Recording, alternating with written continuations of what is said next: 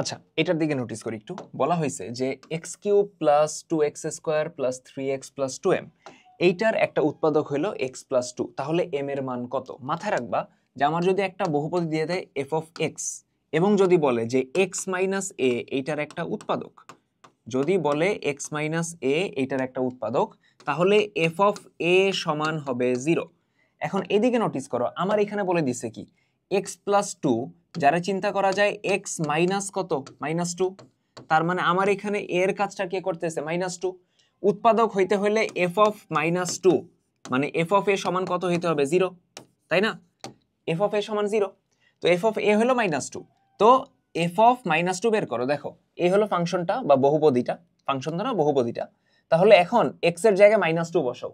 Minus 2 এর cube কত আসে, মাইনাস 8, প্লাস 2 ইন্টু মাইনাস 2 এর স্কোয়ার কত, 4, আর এখানে 3 ইন্টু মাইনাস 2 আসবে minus 6, plus 2m equals to আসবে হলো 0।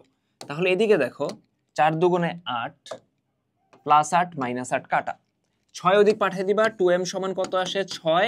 তার মানে এইখান থেকে আমরা বলতে পারি m ইজ ইকুয়ালস টু কত আসে, 3। ঠিক আছে? তো এরকম আরো এমসিকিউর অ্যাপ্রোচগুলো শেখার জন্য অবভিয়াসলি এখনই কুইকলি এনরোল করে ফেলো আমাদের লাস্ট শর্ট রিভিশন প্রোগ্রামে। দেখা হচ্ছে ক্লাসে।